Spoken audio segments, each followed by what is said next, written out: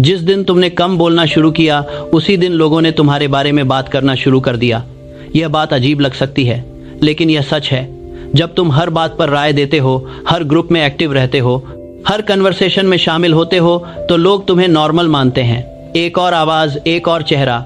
लेकिन जिस दिन तुम चुप हो गए, जिस दिन तुमने खुद को उस भीड़ से थोड़ा अलग किया, उसी दिन लोगों ने पूछना शुरू कर दिया, यह कहाँ है, यह क्या कर रहा है।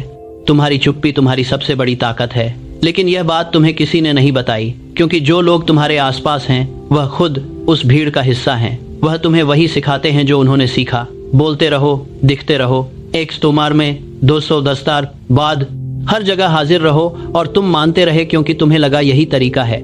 आज मैं तुम्हें वह बताने आया हूँ जो उन्होंने नहीं बताया। मेरा नाम नेपोलियन हिल है और मैंने अपनी जिंदगी के 20 साल उन लोगों के पास बिताए जो दुनिया को बदल रहे थे।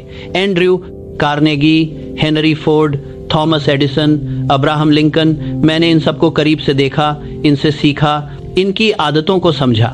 मैंने 500 से ज्यादा कामयाब लोगों को स्टडी किया है और उन सब में जो एक बात मुझे बार बार मिली वह यह थी कि यह लोग कम बोलते थे, बहुत कम। जब कार्नेगी के ऑफिस में पहली बार बैठा तो मुझे उम्मीद थी कि वह मुझ पर आइडियाज की बारिश करेंगे, लेकिन वह बस सुनते रहे।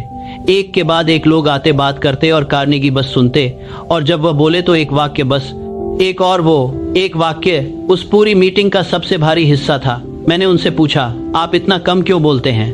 उन्होंने मुझे देखा और कहा, नेपोलियन, जो आदमी बहुत बोलता है वह बहुत कम सोचता है। वह बात मेरे दिल में उतर गई और उसके बाद से मैंने समझना शुरू किया, चुप्पी सिर्फ साइलेंस नहीं है, चुप्पी एक स्ट्रेटजी है।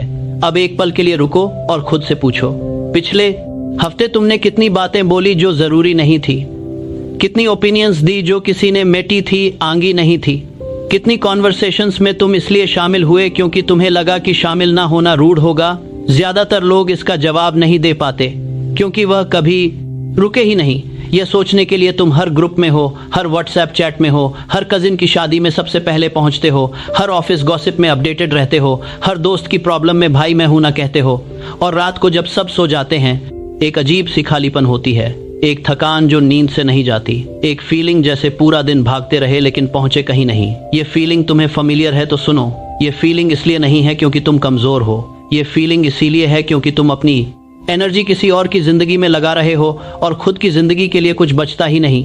यह सिर्फ तुम्हारी कहानी नहीं है, यह उस पूरी जनरेशन की कहानी है जो सोशल होने की कोशिश में खुद से डिस्कनेक्ट हो गई। शर्मा जी का बेटा हमेशा याद रहता है, पड़ोसन का लड़का हमेशा कंपेयर होता है, रिलेटिव्स की गैदरिंग में तुम्हारी सैलरी, तुम्हारी गीत की बीत रहा, एक ही से तुम्हारी जॉब, तुम्हारी गर्लफ्रेंड, सब डिस्कस होते हैं और तुम स्माइल करते हो क्योंकि तुम्हें सिखाया गया है यही होता है। लेकिन उस स्माइल के पीछे एक गुस्सा है, एक थकान है और एक सवाल है जो तुम खुद से रोज पूछते हो, कब तक? आज का जवाब है अब नहीं। अब बात करते हैं हेनरी फोर्ड की। जब मैं पहली बार कार्नेगी से मिला, उन्होंने मुझे एक नाम दिया, हेनरी फोर्ड। उन्होंने कहा, अगर तुम यह समझना चाहते हो कि सॉलिट्यूड का असली मतलब क्या है तो फोर्ड के पास जाओ। मैं गया। फोर्ड के डियरबर्न स्टेट में एक बड़ा गार्डन था और फोर्ड की आदत थी कि हर बड़े डिसीजन से पहले वह उस गार्डन में अकेले टहलते थे। कोई सेक्रेटरी नहीं, कोई एडवाइजर नहीं, कोई फोन नहीं, बस वह और उनके विचार। उनके करीबी लोगों ने डॉक्यूमेंट किया है कि फोर्ड जब किसी बड़े प्रॉब्लम पर काम कर रहे होते तो वह कभी कभी घंटों बाहर रहते बिना किसी से बात किए, और जब वापस आते तो उनके पास एक क्लियर डायरेक्शन होती। उनके एक एसोसिएट ने एक बार पूछा, मिस्टर फोर्ड, आप इतना अलोन क्यों रहते हैं? क्या आपको लोगों से बात करने में कोई प्रॉब्लम है? फोर्ड ने जवाब दिया, प्रॉब्लम नहीं है, लेकिन जब मैं अकेला होता हूँ तभी मेरे आइडियाज बोलते हैं। जब भीड़ होती है तो सिर्फ लोग बोलते हैं। यह वाक्य नोट कर लो, जब मैं अकेला होता हूँ तभी मेरे आइडियाज बोलते हैं। फोर्ड ने मॉडलिटी उस सॉलिट्यूड में बनाया। उन्होंने अमेरिका के हर घर में गाड़ी पहुंचाने का ड्रीम उस गार्डन में देखा और उन्होंने उसे पूरा किया। डिस्ट्रैक्शन के बीच में गियर कोई बड़ा काम नहीं होता। बड़ा काम हमेशा उस जगह पर होता है कि जहां शोर नहीं पहुंचता। तो अब सवाल यह है, तुम्हारा वो गार्डन कहां है? अब मैं तुम्हें 3 चीजें सिखाने वाला हूं। यह 3 चीजें अलग अलग नहीं हैं। यह एक चैन की 3 कड़ियां हैं और इनमें से एक भी मिस हुई तो बाकी दोनों कमजोर पड़ जाती हैं। पहली कड़ी अकेलापन, और ध्यान रहे मैं लोनलीनेस की बात नहीं कर रहा। लोनलीनेस वो है जो तुम्हें तब होती है जब तुम किसी के साथ रहना चाहते हो और नहीं हो। सॉलिट्यूड वो है जो तुम चूज करते हो, यह तुम्हारा डिसीजन है, तुम्हारी कमजोरी नहीं। सॉलिट्यूड का मतलब है एक स्पेसिफिक समय जो सिर्फ तुम्हारा है। ओपन को ईज करोड़ करते हो, ये सिर्फ करते हो और करते हो, करते हो और करते हो। अभी दूसरी के साथ करते हो, कन्वर्सेशन नहीं, कोई नोटिफिकेशन नहीं, कोई सोशल ऑब्लिगेशन नहीं, बस तुम और तुम्हारा काम। रिसर्च में यह देखा गया है कि जब हम लगातार सोशल इंटरेक्शन में रहते हैं तो हमारा ब्रेन उस हिस्से को बंद कर देता है जो डीप थिंकिंग के लिए जिम्मेदार होता है, क्योंकि ब्रेन को लगता है अभी सरवाइव करना है, रिएक्ट करना है, और डीप थिंकिंग एक लग्जरी है जो तब होती है जब खतरा नहीं होता। सॉलिट्यूड ब्रेन को यह सिग्नल देती है अब सेफ हो, अब सोचो, और तब जो आइडियाज आते हैं वह किसी और के नहीं होते, वह तुम्हारे होते हैं। दूसरी कड़ी मौन। मौन सिर्फ बोलना बंद करना नहीं है, मौन एक इंटरनल प्रैक्टिस है। सोचो एक दिन में तुम कितनी बातें बोलते हो जो तुम्हें बाद में पछतावा देती हैं। कितनी बार तुमने किसी की बात काटी, कितनी बार तुमने बिना सोचे कोई ओपिनियन दी। कार्नेगी कहते थे हर शब्द जो तुम बोलते हो वह तुम्हारी एनर्जी का एक हिस्सा है, और एनर्जी जितनी बाहर जाती है उतनी कम अंदर रहती है। जब तुम कम बोलते हो तो वह एनर्जी तुम्हारे काम में लगती है। यह सिर्फ फिलॉसफी नहीं है, यह प्रैक्टिकल है। जो लोग कम बोलते हैं उनकी बात का वेट ज्यादा होता है। जब वह बोलते हैं लोग सुनते हैं, क्योंकि लोग जानते हैं यह आदमी बिना कारण नहीं बोलता। और जो लोग हर वक्त बोलते रहते हैं उनकी बात की वैल्यू धीरे धीरे कम होती जाती है। लोग उनकी हर बात को सीरियसली नहीं लेते। तो मौन तुम्हें क्रेडिबिलिटी देता है, तुम्हें डेप्थ देता है। तीसरी कड़ी दिशा। यह सबसे जरूरी है, क्योंकि अकेला रहना और चुप रहना तभी काम करता है जब तुम्हें पता हो कि तुम जा कहां रहे हो। बिना डायरेक्शन के सॉलिट्यूड डिप्रेशन बन जाती है, बिना डायरेक्शन के साइलेंस आइसोलेशन बन जाती है। डायरेक्शन का मतलब है एक क्लियरली डिफाइंड गोल, एक काम जो तुम हर दिन करते हो चाहे कुछ भी हो, एक कमिटमेंट जो तुमने खुद से की है, किसी और से नहीं। यह डायरेक्शन तुम्हें मिलती है उसी सॉलिट्यूड में जो तुमने चूज की है। इसीलिए यह तीनों कनेक्टेड हैं। अकेले रहो ताकि तुम्हारे आइडियाज आ सकें, कम बोलो ताकि तुम्हारी एनर्जी बचे, और उस एनर्जी को एक डायरेक्शन में लगाओ ताकि तुम आगे बढ़ सको। अब मैं तुमसे एक ऐसी बात कहने वाला हूं जो शायद तुम्हें पहले अजीब लगे, लेकिन जब तुम इसे समझ जाओगे तो सब कुछ अलग दिखने लगेगा। जिस दिन तुम कम दिखने लगते हो फैमिली, उस दिन तुम्हारा काम ज्यादा दिखने लगता है। सोचो इसे, जब कोई हर जगह है, हर पोस्ट कर रहा है, हर इवेंट में है, तो लोग उसे एक तरह का नॉइज मानने लगते हैं, वह बैकग्राउंड में चला जाता है। लेकिन जब कोई अचानक कम दिखने लगता है, जब वह साइलेंट हो जाता है, जब वह हर पार्टी में नहीं होता, जब उसका फोन हर मैसेज पर तुरंत रिप्लाई नहीं करता, तो लोगों को क्यूरियोसिटी होती है, यह आदमी क्या कर रहा है, इसके साथ क्या हो गया। और जब वह इंसान कुछ महीने बाद एक रिजल्ट के साथ सामने आता है, एक प्रोजेक्ट, एक अचीवमेंट, एक ट्रांसफॉर्मेशन, तो लोग नोटिस करते हैं, क्योंकि उन्होंने उस प्रोसेस को नहीं देखा, वो सिर्फ रिजल्ट देख रहे हैं। यही होता है जब तुम अपनी जर्नी को पब्लिक नहीं बनाते। हर स्ट्रगल को स्टोरी नहीं बनाना होता, हर माइलस्टोन को पोस्ट नहीं करना होता। कुछ चीजें तुम्हारे और तुम्हारे काम के बीच की होती हैं, और यह विड्रॉवल, यह कॉन्शियस डिसअपियरेंस, यह वीकनेस नहीं है, यह स्ट्रैटेजी है।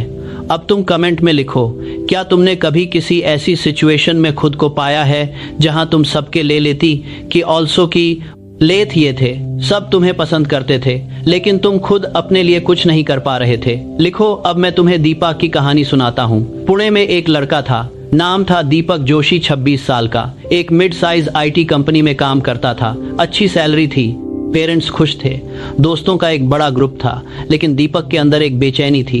वो ग्राफिक डिजाइन सीखना चाहता था, उसे फोटोग्राफी में इंटरेस्ट था, उसके पास आइडियाज थे, एक स्मॉल क्रिएटिव स्टूडियो शुरू करने का ड्रीम था, लेकिन वह कभी टाइम नहीं करते हैं।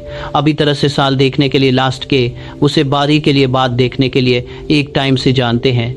वो आते लगता है कि आधार लगता है, निकाल पाता। क्यों? क्योंकि दीपक सबके लिए अवेलेबल था। दोस्त का कॉल आया, दीपक उठाता।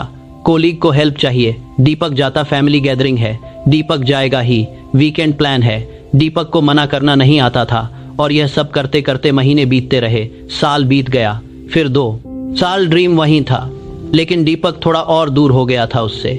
एक रात बहुत लेट थी, दीपक अपने फोन में एक वीडियो देख रहा था, किसी क्रिएटर का काम था, और दीपक के दिल में एक तेज दर्द हुआ। उसने सोचा, यह मैं कर सकता था, यह मेरा ड्रीम था। वह रात उसके लिए टर्निंग पॉइंट थी। अगले दिन उसने एक डिसीजन लिया, छोटा सा, लेकिन फर्म उसने डिसाइड किया कि हर रात 10:00 बजे से 11:00 बजे 1 घंटा सिर्फ उसका होगा। Phone off, no calls, no WhatsApp, सिर्फ वो और उसका काम। पहले हफ्ते में दोस्तों ने पूछा, भाई क्या हुआ, ऑनलाइन नहीं आता? उसने सिंपली कहा, काम कर रहा हूँ। कुछ लोग समझे, कुछ नहीं, लेकिन दीपक ने केयर नहीं की। पहले महीने में उसने बेसिक फोटोग्राफी सीखी, दूसरे महीने में उसने एक पोर्टफोलियो बनाना शुरू किया, तीसरे महीने में उसका पहला पेड प्रोजेक्ट आया, एक लोकल ब्रांड के लिए प्रोडक्ट फोटो। यह कोई ओवरनाइट सक्सेस नहीं था, यह प्रोसेस था, स्लो कंसिस्टेंट क्वाइट प्रोसेस। 6 महीने बाद दीपक के पास 15 क्लाइंट्स थे। 1 साल बाद उसने अपना फ्रीलांस वर्क IT जॉब से ज्यादा कंसिस्टेंट बना लिया था। कोई ओवरनाइट मिरेकल नहीं, कोई बड़ा ड्रामा नहीं, बस 1 घंटा रोज खुद के लिए, और वह घंटा तभी मिला जब उसने डिसाइड किया कि कुछ वक्त के लिए, कुछ लोगों के लिए नो कहना होगा। डी पार्क की कहानी तुम्हें कैसी लगी कमेंट में बताओ। क्या तुम भी अपनी जिंदगी में एक डी पार्क मोमेंट फील के लिए, अगर आपकी कहानी के लिए कुछ काम लगता है, बसा डी पार्क की कहानी के लिए करते हो वो टर्निंग पॉइंट जहां तुम थे लेकिन पलट नहीं पाए। अब बात करते हैं एक ऐसी चीज की जो ज्यादातर लोग नहीं देखते। जब तुम सॉलिट्यूड में बैठते हो तो शुरू में बहुत अनकंफर्टेबल लगता है। तुम्हारा ब्रेन तुरंत डिस्ट्रैक्शन खोजने लगता है। फोन उठाओ, म्यूजिक लगाओ, कोई कॉल करो। यह नॉर्मल है। यह डिस्कम्फर्ट तुम्हारा दुश्मन नहीं है, यह तुम्हारा इंडिकेटर है। जितना ज्यादा अनकंफर्टेबल लगे शुरुआत में, उतना ज्यादा जरूरी है वह सॉलिट्यूड, क्योंकि यह डिस्कम्फर्ट बताता है कि तुम कितने दिनों से खुद से बात नहीं की है। फोर्ड इसे मेंटल डिटॉक्सिफिकेशन कहते थे। जब तुम अकेले बैठते हो और कोई इनपुट नहीं आ रहा, कोई न्यूज़, कोई गसिप, कोई एंटरटेनमेंट, तो ब्रेन पहले रेस्टलेस होता है, फिर धीरे धीरे सेटल होता है, और फिर वो जगह खुलती है जहां असली थिंकिंग होती है। यह जगह तुम्हारे अंदर हमेशा से थी, बस नॉइज ने उसे बंद कर दिया था। जोर से कहो, मेरा टाइम, मेरी एनर्जी, मेरा काम।